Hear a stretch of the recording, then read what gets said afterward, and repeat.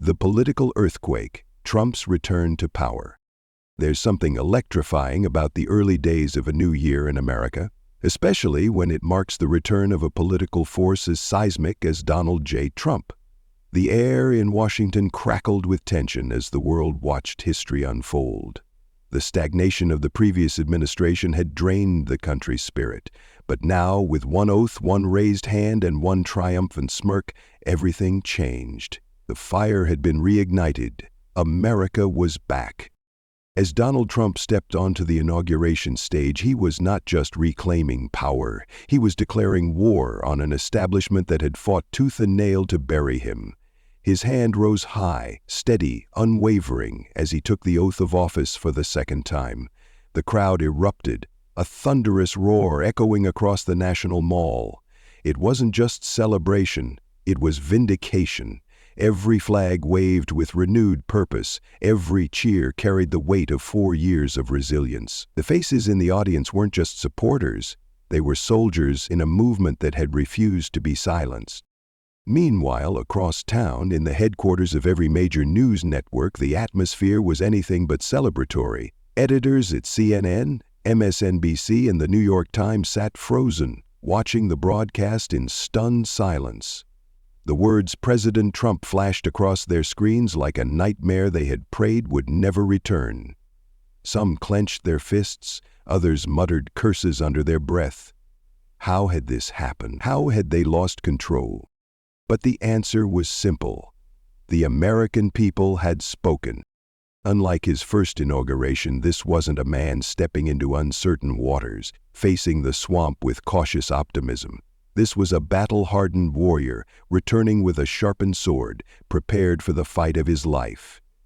He had seen their games, their deception, their relentless attempts to erase him from history, and yet here he stood, stronger than ever, proving that no amount of media manipulation, political sabotage, or social media censorship could stop a movement fueled by the will of the people. As Trump delivered his speech, his voice carried across the icy air, firm and unyielding. "We are taking back our country," he declared, his gaze sweeping across the crowd like a general surveying his army. "The corruption, the lies, the betrayal, it ends now." His words weren't just rhetoric. They were a promise, a declaration of war against the forces that had sought to control the narrative for too long. The mainstream media scrambled, desperate to spin the moment. Headlines were pre-written, narratives were already crafted. "Dark day for democracy. Trump's return signals a new era of division. Will America survive another 4 years?" But none of it mattered. The people weren't listening to them anymore.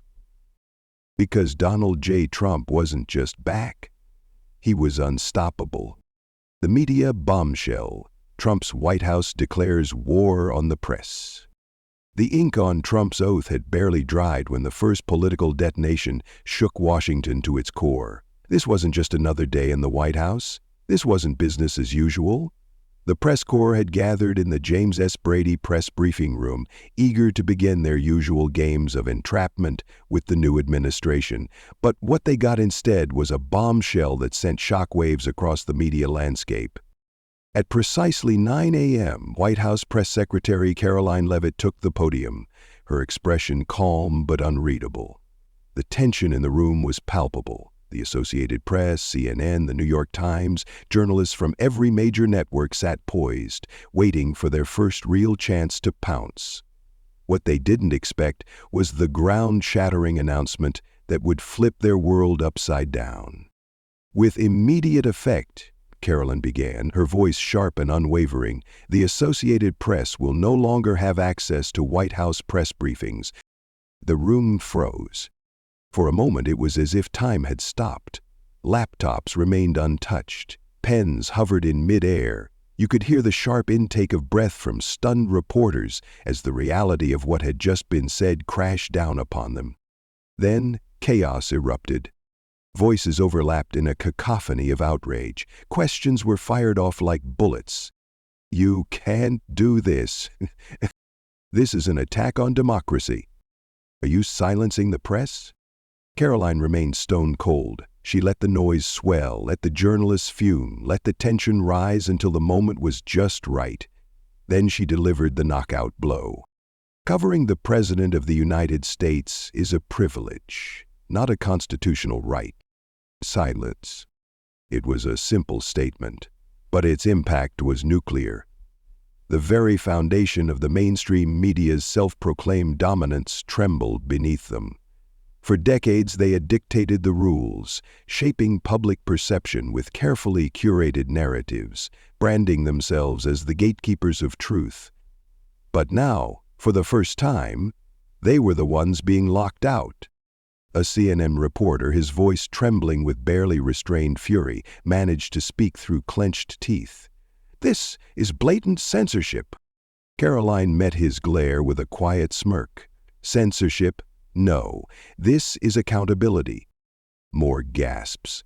A reporter from the Washington Post tried another angle. "So, in your view, the press isn't allowed to challenge the president?" Karoline tilted her head, the faintest hint of amusement flickering in her gaze. "Challenge? Absolutely. But let's get one thing straight. You don't challenge the president. You slander, you distort, you manipulate, and when the White House finally stops playing by your rules, suddenly you cry about press freedom? Spare me." The room was in shock. Within minutes, headlines erupted across every major platform. Trump silences the press. White House bans apist democracy under mask. Free speech in America dead? But the real war had only just begun. Back at the AP headquarters in New York, panic set in. Editors scrambled, legal teams rushed into emergency meetings. The realization hit them hard. If the White House could exile them, who was next? The once untouchable media elite were now on the outside looking in. And for the first time in modern American history, the press was forced to face a terrifying truth. They no longer controlled the narrative. Panic in the press. The media's empire begins to crumble. The moment Karoline Leavitt dropped the hammer on the Associated Press, the entire media world went into meltdown mode. Newsrooms from New York to Los Angeles became war zones, with editors barking orders, legal teams scrambling, and headlines being rewritten at a feverish pace. At AP's headquarters on 6th Avenue, the mood was absolute chaos. The newsroom, usually a machine of well-oiled efficiency, was now a mess of raised voices and frantic phone calls.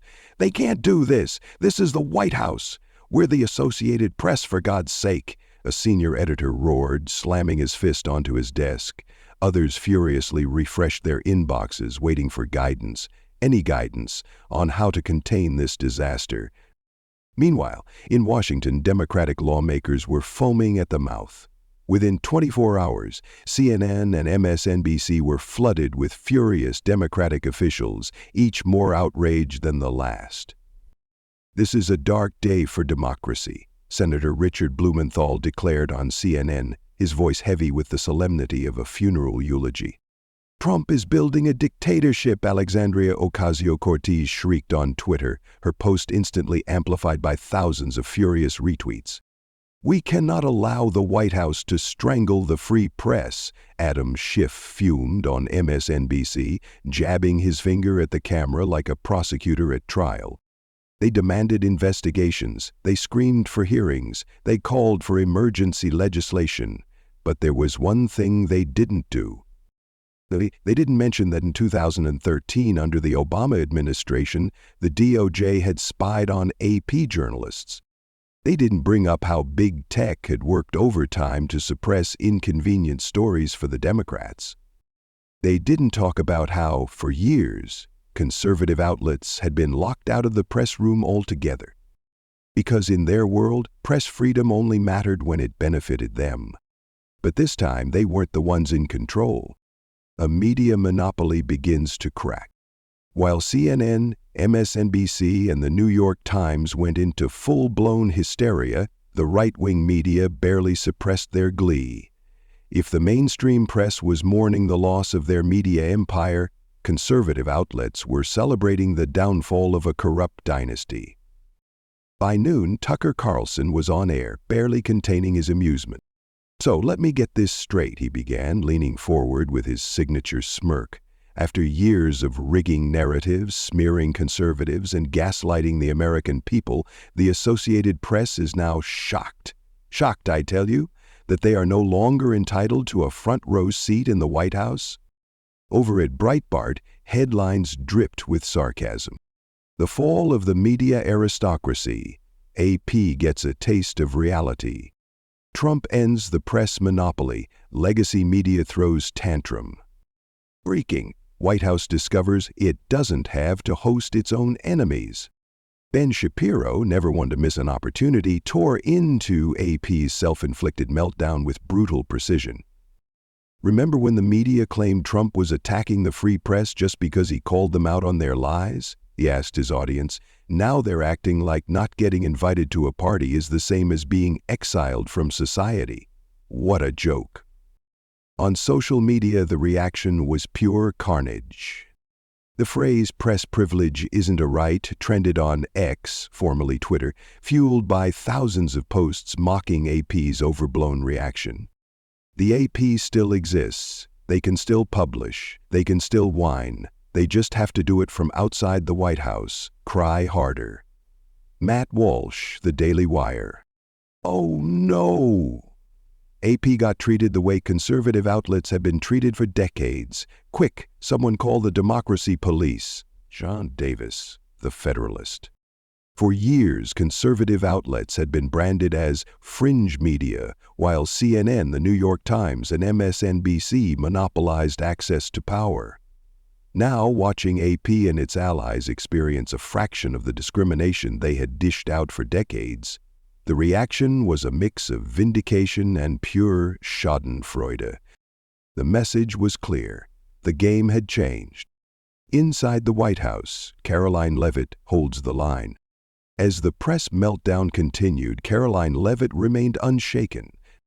Inside the James S. Brady press briefing room, the air was thick with tension.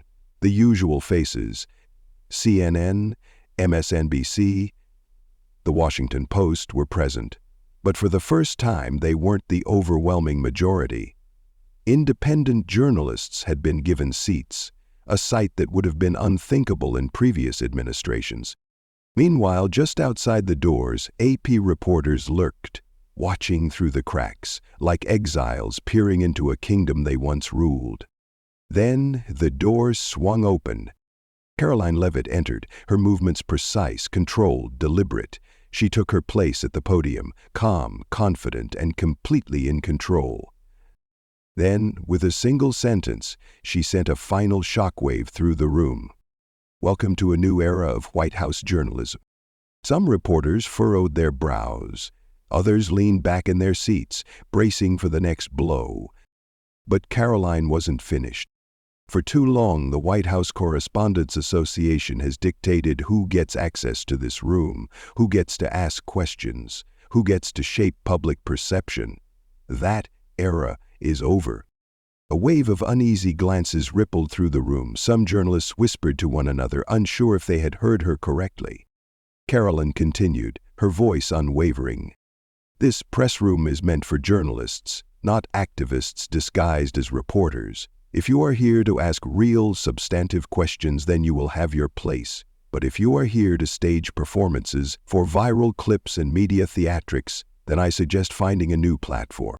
A few reporters shifted in their seats. Some were visibly uncomfortable. Because for the first time in decades, they realized that they were no longer the ones running the show. And the battle for the future of the press had only just begun. The White House press room erupts. Karoline Leavitt delivers a devastating blow. The air inside the James S. Brady press briefing room was thick with tension. The usual power players, CNN, the New York Times, MSNBC, sat poised, their pens tight in their grips, their faces frozen in barely concealed indignation. But they weren't alone. The once untouchable front row of legacy media now shared their space with independent journalists, a shift that visibly unsettled the old guard. At the center of it all, Karoline Leavitt stood firm at the podium, unshaken, unreadable, and completely in control. This wasn't just another press briefing. This was a reckoning.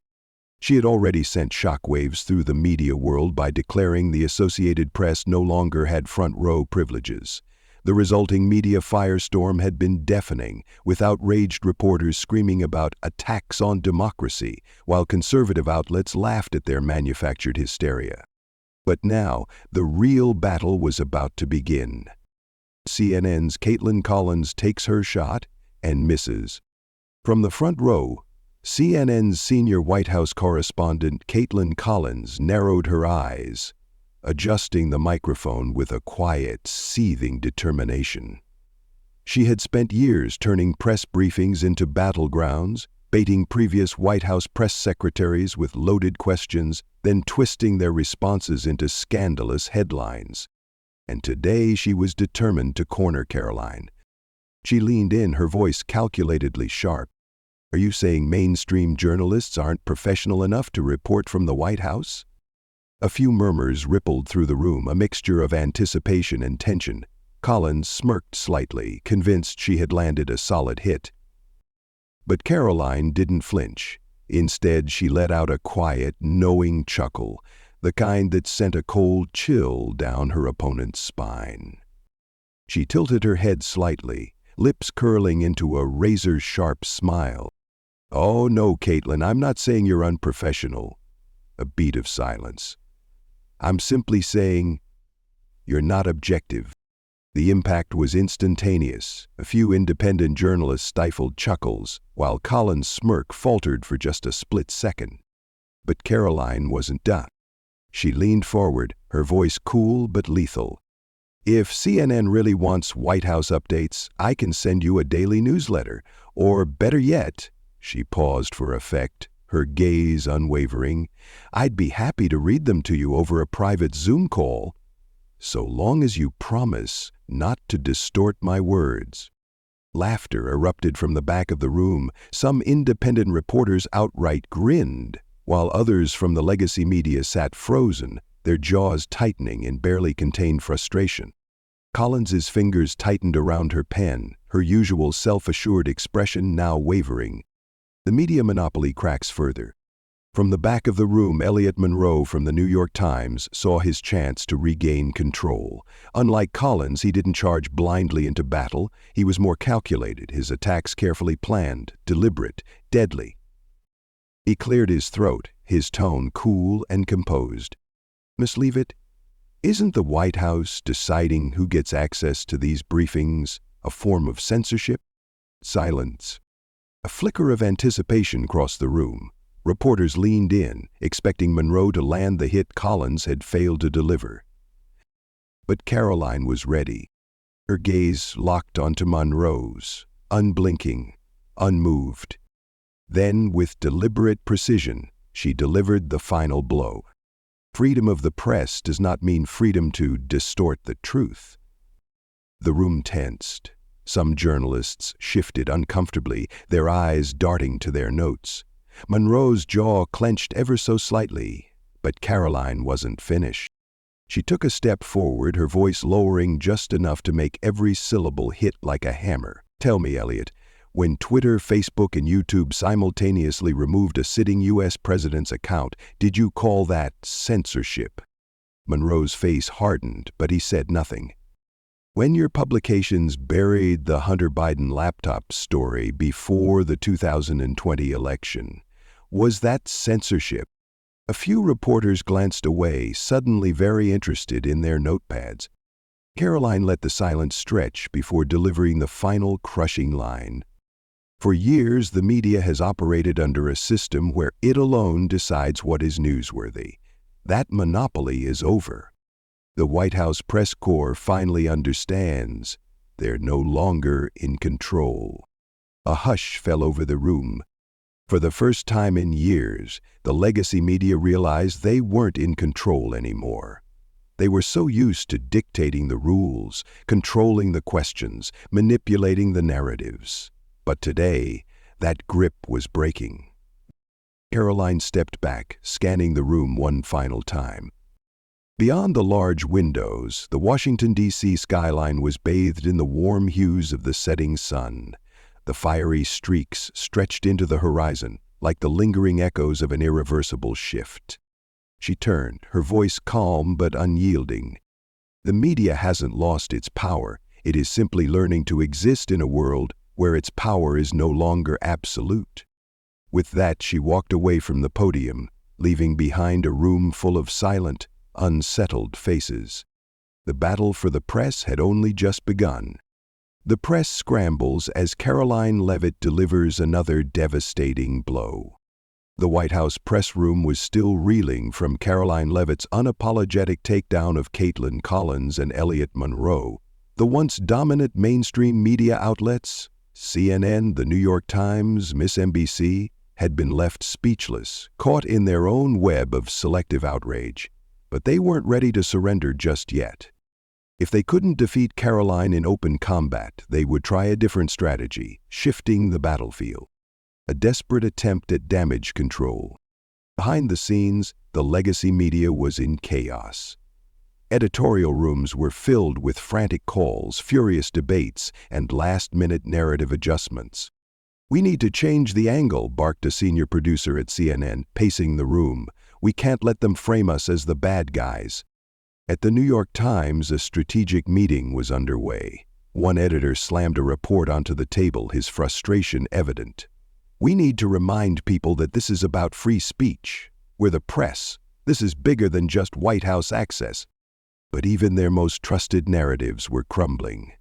Karoline's words were circulating everywhere, her dismantling of media privilege sending shockwaves through social media. For years, the press had dictated the rules, deciding who got to speak, be heard, and be silenced. Now that power was slipping, and they couldn't contain the fallout. Jim Acosta's last stand, and another crushing defeat. The press briefing was nearing its final moments when Jim Acosta, CNN's longtime provocateur, saw his opportunity. He had built his career on clashing with Trump's White House, often turning briefings into personal showdowns. Now he was desperate to regain control. Raising his hand, he didn't wait for permission. "Karoline, you talk about press fairness, but isn't it true that the White House is just punishing journalists who challenge the administration?" The room fell silent, every reporter waiting to see if Acosta would finally corner Karoline. She didn't blink. Instead, she let the moment simmer, tilting her head slightly before responding, her voice calm, sharp, and utterly unshaken. "Jim, let's talk about fairness. Did fairness apply when conservative journalists were locked out of briefings under the last administration?" Acosta's jaw tightened, but Karoline wasn't finished. "Did fairness apply when Twitter and Facebook coordinated to ban news stories that were inconvenient to Democrats?" A few reporters shifted in their seats, realizing that Acosta had walked into a trap. Karoline stepped forward, her words landing with the weight of a hammer. "You're not upset because the White House is silencing the press. You're upset because the White House is no longer playing by your rules." Acosta opened his mouth to retaliate, but the damage was done. The room wasn't on his side anymore. Even his fellow journalists weren't rushing to defend him. The final blow, and the press walks away defeated. For a brief moment, the briefing room was silent, the weight of Karoline's words crushing any further arguments. Jim Acosta, the once dominant force in White House briefings, had nothing left to say. Karoline straightened her posture, giving one final glance at the legacy, media now cornered, rattled, and exposed. "We are not silencing the press," she said, her voice unwavering. "We are simply making sure that the press doesn't silence anyone else." And with that, she turned and walked away, leaving the media elite scrambling to pick up the shattered pieces of their own narrative. The media's backlash explodes, but Karoline strikes first. The fallout from Karoline Leavitt's verbal demolition of Jim Acosta spread like wildfire. Within hours, CNN, the New York Times, and MSNBC had launched an all-out assault on the White House's new media policy. Headlines screamed in manufactured outrage. Trump's press secretary declares war on journalism. The Washington Post. A dictatorship in the making. Master BC. The White House is destroying press freedom.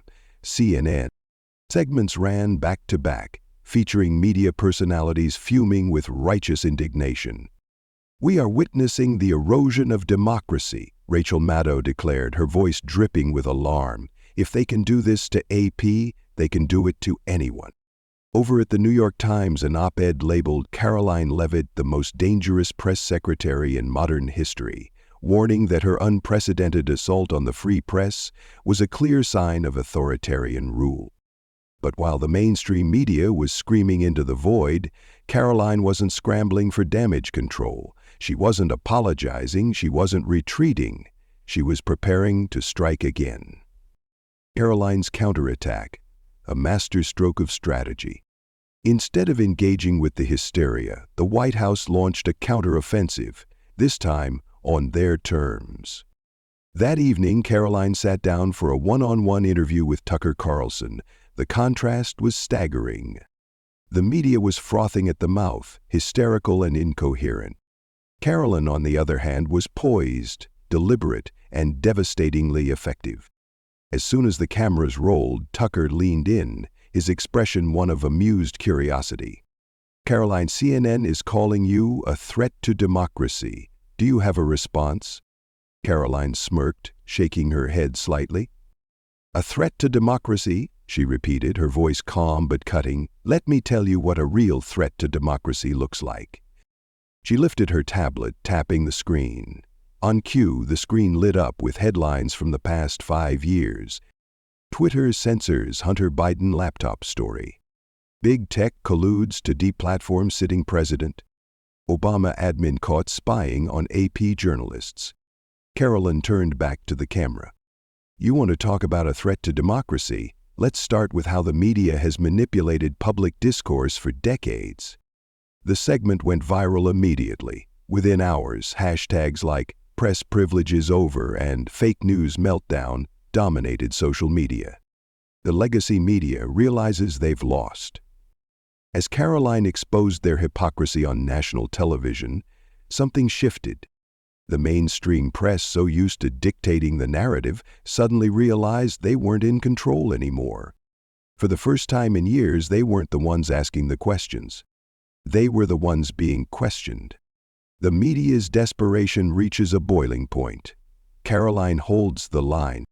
As Karoline Leavitt's interview with Tucker Carlson exploded across social media, the mainstream media scrambled. The White House's media crackdown had turned into a full-blown ideological war, and the press was losing control of the battlefield. The next morning, CNN launched a coordinated attack.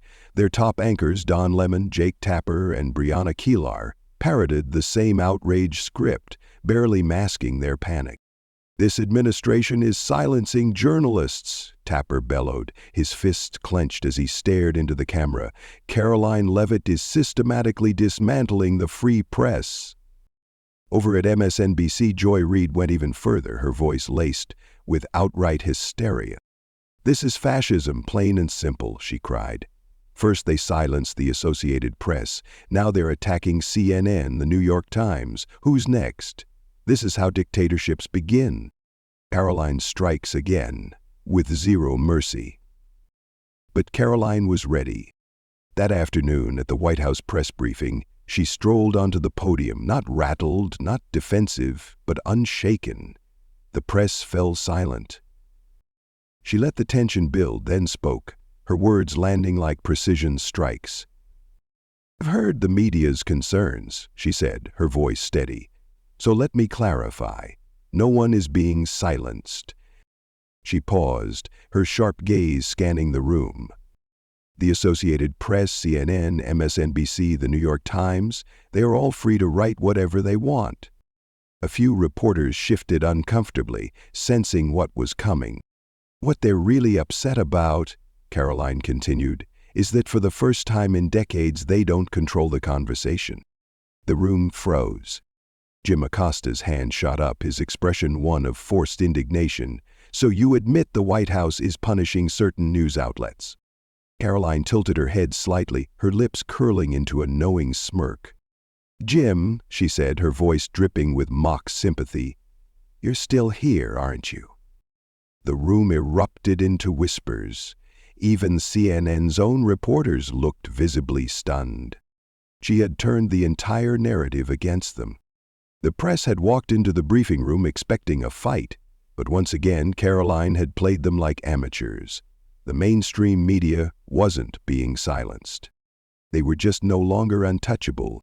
The moment that changed everything, Karoline's final blow. As the White House press corps sat in stunned silence, reeling from Karoline Leavitt's brutal takedown of Jim Acosta, it became painfully clear. The game had changed, and the mainstream media was no longer in control. But Karoline wasn't done. She stepped forward, her piercing gaze locking onto the room. The tension was suffocating. Then, with the calm precision of someone who already knew she had won, she delivered the final strike. "Let me be absolutely clear," she said, her voice even and unwavering.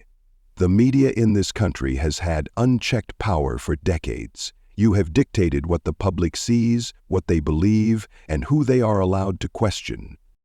She paused, letting the weight of her words settle. "That era is over." The room erupted. A Washington Post reporter shot up from his seat, his face twisted in anger. "Are you saying the White House is deciding what's news and what isn't?" Karoline smirked, shaking her head slightly. "I'm saying the White House is no longer required to cater to a press corps that sees itself as an unelected ruling class." Gasps. Murmurs rippled through the room. But then came the moment that sent shockwaves across the country. A young independent journalist, Ryan Carter, stood up. Unlike the others, his tone wasn't dripping with entitlement, it was genuine curiosity. "So what does this mean for the future of the press briefings?" Karoline looked directly at him, her expression softer now, but no less powerful. "It means that real journalists, those who ask real questions, those who seek truth rather than narratives, will have a place in this room." For the first time, a shift. Some of the younger, less indoctrinated journalists leaned forward, interest sparking in their eyes. Could this really be a new era?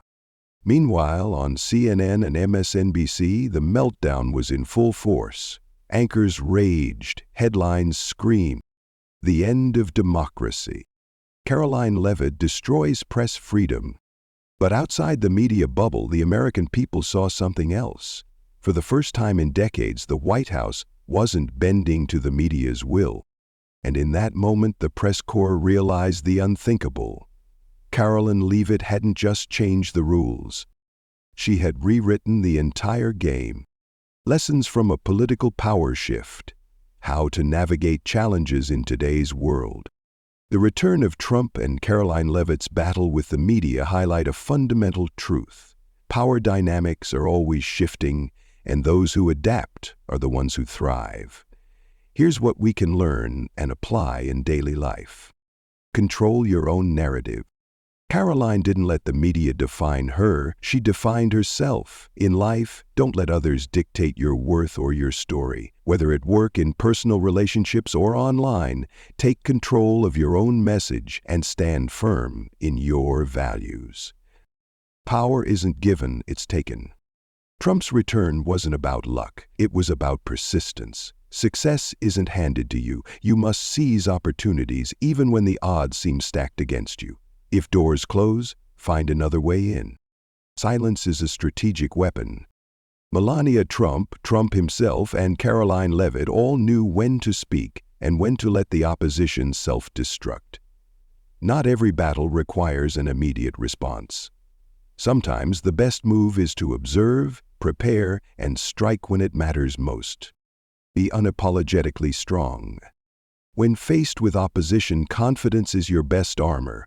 Whether you're standing up for your beliefs, negotiating a deal, or confronting adversity, don't back down. Strength commands respect. The old rules don't always apply. The media once controlled the narrative, but no longer. In life, recognize when the game has changed and adapt accordingly. What worked yesterday may not work today. Stay ahead, stay sharp, and never stop evolving. In the end, success belongs to those who refuse to be silenced, who embrace change, and who understand that true power lies in resilience and strategic action.